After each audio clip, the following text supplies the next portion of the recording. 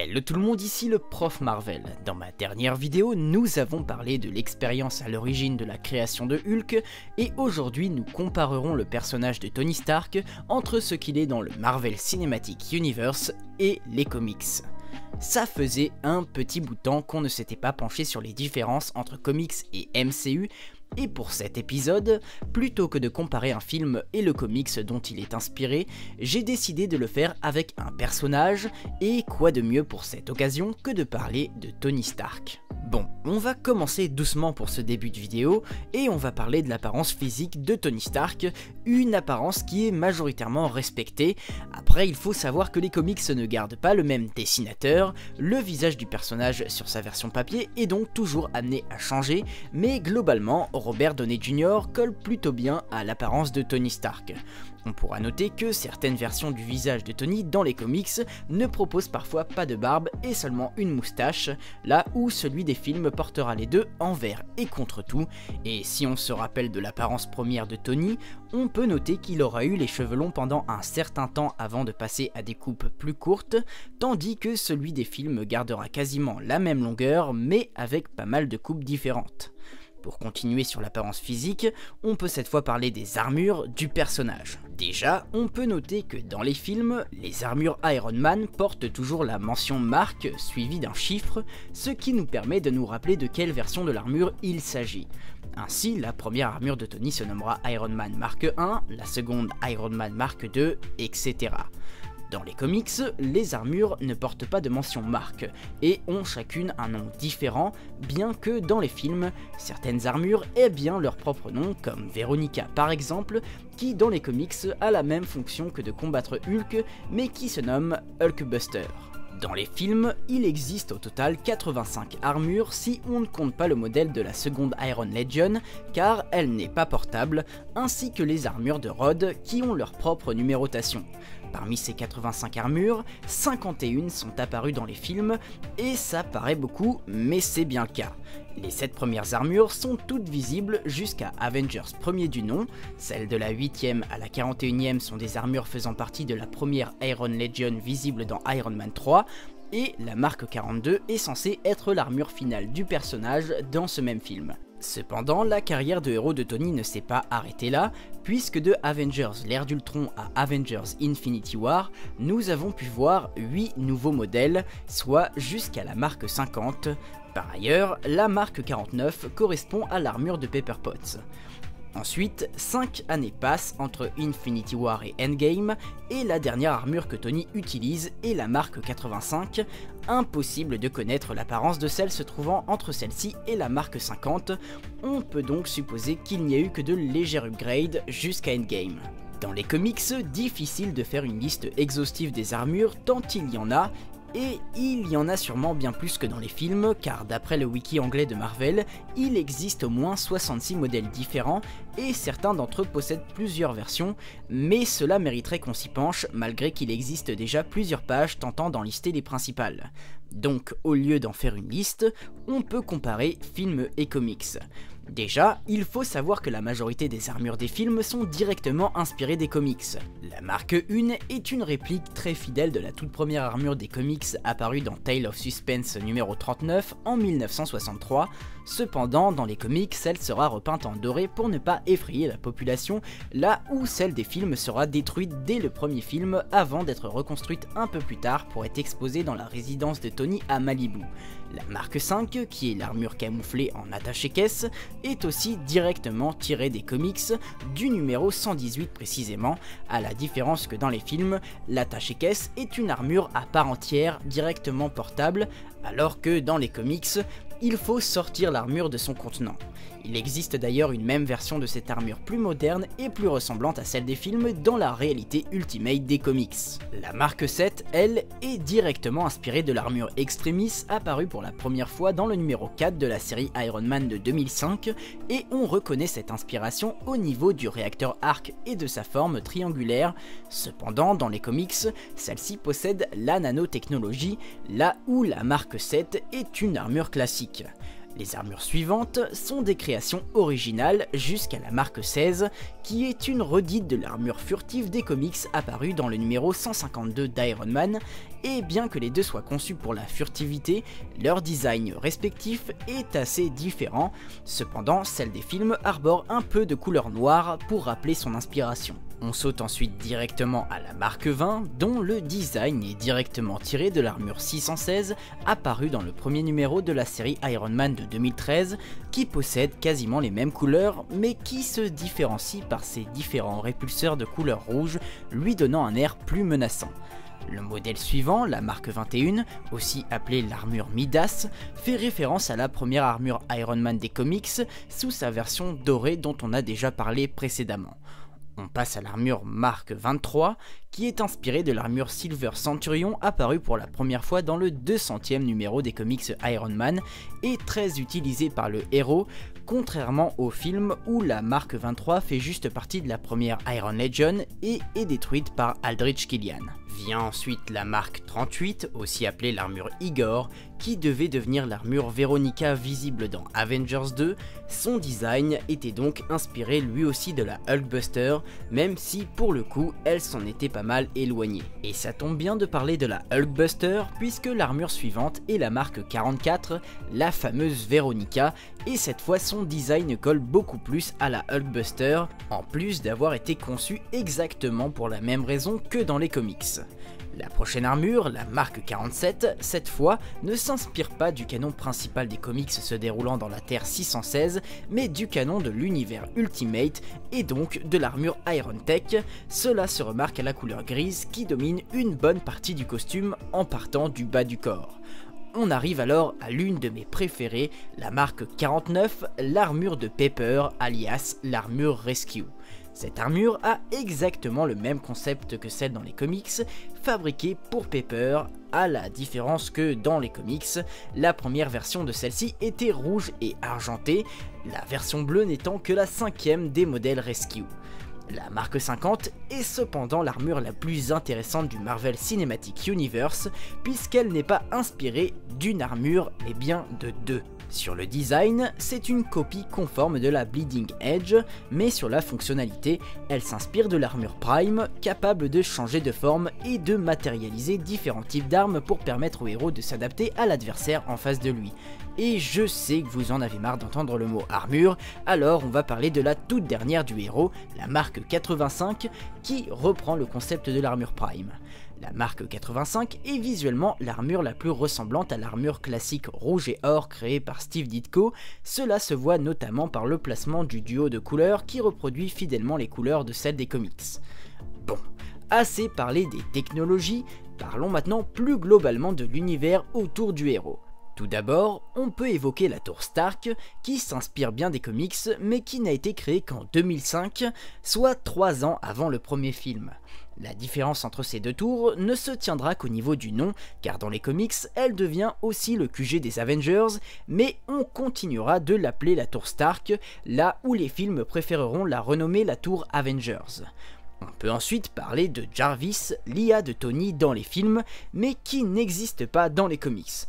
Enfin, pas sous une forme d'intelligence artificielle, puisque dans les comics, Jarvis est bien un humain et se nomme Edwin. Il était le majordome d'Howard Stark avant de devenir celui de Tony, mais on pourra noter qu'Edwin Jarvis existe bel et bien dans le MCU, puisque celui-ci apparaît dans la série Agent Carter et dans Avengers Endgame aux côtés d'Howard, et que c'est en hommage à ce dernier que Tony a appelé son intelligence artificielle Jarvis. Par ailleurs, cette idée de faire de Jarvis une IA est bel et bien issue des comics, puisque Jarvis était devenu une intelligence artificielle le temps de l'arc House of M. Et pour finir sur cette IA, celui-ci n'est pas du tout utilisé pour créer Vision dans les comics, vu qu'il s'agit d'un majordome et non d'une IA. Enfin, on va pouvoir passer aux vraies différences entre les films et les comics d'un point de vue historique. Déjà, on peut commencer par les origines du personnage. Comme dans les comics, Tony Stark est bien le propriétaire de la Stark Industries, entreprise léguée par son défunt père mort avec sa mère dans un accident de voiture et vendant des armes au gouvernement américain. Tout aussi riche et playboy, celui-ci part à l'étranger pour faire la démonstration d'une nouvelle arme révolutionnaire, mais celui-ci est capturé par des soldats étrangers et est forcé de travailler pour eux afin de fabriquer des armes à l'aide d'un certain Yinsen. Cependant, proche de la mort et ayant reçu des éclats métalliques dans le thorax, les deux scientifiques parviendront à mettre au point une armure qui permettra à Tony de s'échapper après que Yinsen ait été victime d'une blessure par balle. Cette histoire, vous la connaissez, cependant c'est dans les similitudes qu'on va trouver nos différences. Dans les comics, c'est bien cette histoire qui est contée, à la différence que celle-ci se déroule durant la guerre du Vietnam. La démonstration d'armes qui est donc faite sur place n'est pas un missile Jericho, mais une arme appelée Transitor. Ensuite, les soldats étrangers qui dans le film sont des membres de l'organisation terroriste des 10 Anneaux sont des soldats vietnamiens, et le héros ne se fait pas projeter par une explosion de missile, il marche simplement sur une mine. Enfin, dans le film, lui et Yinsen fabriquent un réacteur arc pour permettre à Stark de survivre, alors que dans les comics, l'objet en question n'existe même pas, Tony a juste besoin de l'armure. On pourra quand même préciser que le réacteur arc est finalement apparu dans les comics à partir de l'arc Dark Reign en 2009, mais celui-ci pallie des dégâts causés au cerveau et pas à la poitrine. C'est donc cette fois les comics qui se sont inspirés des films. Pour finir sur les origines, on pourra noter que celles-ci ont été réactualisées par Marvel pour se rapprocher de notre époque, et celles-ci sont totalement différentes des premières et de celles du film, à l'exception de la présence de Yinsen et de la fabrication de son armure avec lui. Maintenant, on peut citer quelques mentions honorables, comme lors du début des comics où Pepper n'était absolument pas le love interest de Tony. Au contraire, elle formait même un triangle amoureux avec lui et Happy Hogan, et c'est avec Happy qu'elle finit par se mettre en couple.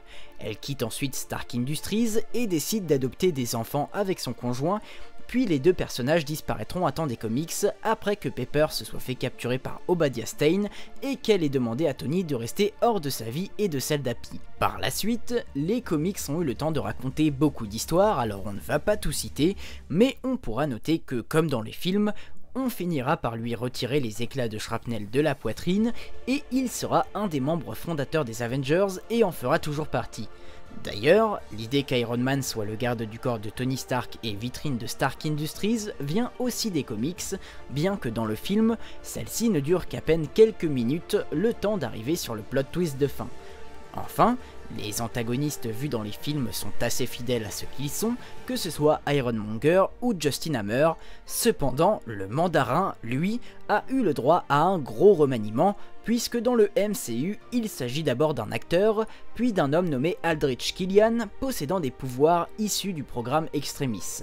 Le mandarin des comics, lui, n'a rien de ce qui est montré dans les films, puisque c'est un vieil homme chinois possédant le pouvoir des 10 Anneaux Makluan, des reliques extraterrestres extrêmement anciennes et puissantes.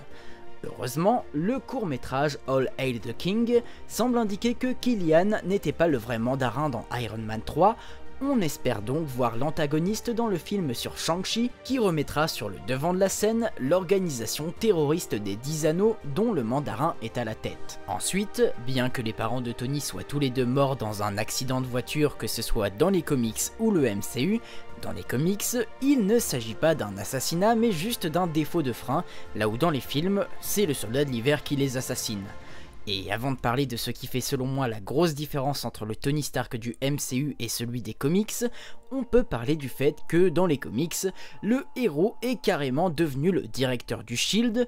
Il n'a pas du tout créé Ultron puisque c'est une invention de Hank Pym, il a intégré les Gardiens de la Galaxie, et il a utilisé le gant de l'infini, sauf que contrairement à Endgame, ce n'était pas contre Thanos mais contre le super vilain The Hood, et il n'a pas péri suite à l'utilisation des gemmes. Pour finir, on pourra noter qu'il a été à l'initiative de la création d'un groupe appelé les Illuminati, regroupant de grands héros tels que Doctor Strange, Namor ou encore Charles Xavier, afin que chaque membre surveille une gemme d'infinité, et de manière plus globale pour que le groupe anticipe et pallie à de potentielles futures menaces pouvant cibler la Terre, et tout cela dans le plus grand secret. Cette volonté de protéger la Terre se retrouve aussi dans le MCU, mais passe par la création d'Ultron, ce qui est beaucoup moins grandiose que d'avoir l'œil sur des artefacts cosmiques ultra puissants et côtoyer de grands héros dans le secret. Bon, on passe aux choses sérieuses, la Civil War. Alors pour les deux du fond, je tiens à rappeler que Captain America Civil War est une adaptation de l'arc Civil War des comics, et globalement l'enjeu est le même à quelques changements près. Après un accident tuant des civils à cause de surhumains, une loi est votée pour recenser tous les super-humains existants et impose à ces derniers de travailler sous l'autorité du gouvernement. Les personnes qui ne consentiront pas à adhérer à la loi seront considérées comme des criminels et seront traquées. Deux têtes de proue majeures aux premières lignes du conflit, Iron Man qui est pro-recensement et Captain America qui est anti-recensement. Cet arc est l'un des plus importants de l'univers Marvel et est bien plus long et impactant que le film sur le Captain, mais le plus notifiable pour cette vidéo, c'est la façon dont se comporte le personnage de Tony. Dans le film, Tony est relativement conciliant avec le groupe du Captain, il n'hésitera pas à tendre plusieurs perches à ce dernier pour se ranger du côté gouvernemental, et même après une grosse bataille opposant la majorité des héros, Stark est encore capable de faire une trêve le temps de capturer Helmut Zemo, responsable de la division des Avengers dans les coulisses. Dans les comics, c'est une toute autre paire de manches. On peut déjà parler du fait qu'il fait enfermer les héros dans la prison 42, une prison se situant dans une dimension parallèle à la Terre, appelée zone négative, et auquel très peu de personnes ont accès, et le tout sans aucun sentiment de culpabilité. Il sera d'ailleurs vivement critiqué pour ce choix, mais n'en démordra pas. Dans les films, cette prison correspond au Raft, et c'est une prison beaucoup moins bien sophistiquée que la prison 42, étant donné qu'elle se trouve juste en pleine mer. Par ailleurs, c'est durant la Civil War que Stark dévoile son identité, cela dans le but de donner l'exemple pour la loi de recensement, alors que dans les films, il le fait dès Iron Man 1, juste parce que, c'est Tony Stark quoi. Par ailleurs, il entraînera Spider-Man à faire la même chose, ce qui causera au jeune Peter Parker un bon nombre de problèmes, étant donné que ses proches seront mis en danger par la suite. Coucou la balle de sniper qui a fini par gravement blesser Tante May. C'est à travers sa relation avec Peter qu'on ressent une attitude de Tony Stark très différente des films. Dans le Marvel Cinematic Universe, Tony prend Peter sous son aile, mais le fait parce qu'il croit en son potentiel, et pas pour faire de lui un modèle pour la loi pro-recensement.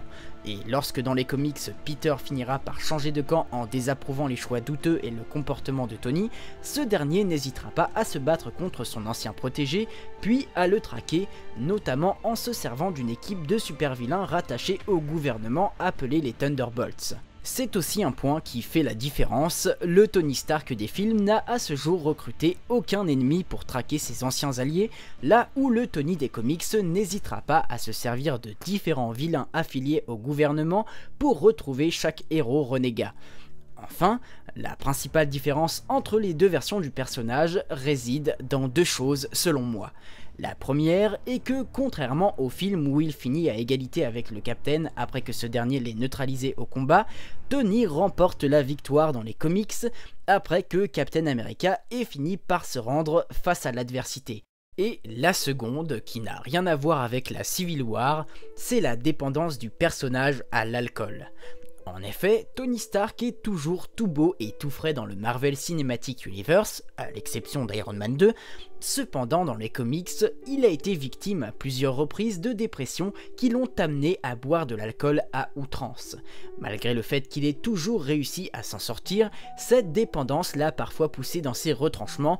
Et si vous voulez en savoir plus, je vous invite à lire l'arc Iron Man le Diable en bouteille de 1979 qui traite justement de Stark et de ses problèmes d'alcool.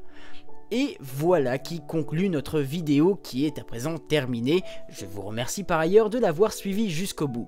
Comme d'habitude, si elle vous a plu, n'hésitez pas à lâcher le petit pouce bleu des familles qui fait plaisir et à vous abonner à la chaîne si mes autres vidéos vous plaisent. N'hésitez pas non plus à venir faire un tour sur ma page YouTube pour visionner quelques pubs gratuitement et me soutenir dans mon travail, et à me rejoindre sur Snapchat pour vous tenir au courant de mes actualités. Et quant à moi, je vous dis à la prochaine pour une nouvelle vidéo. Ciao!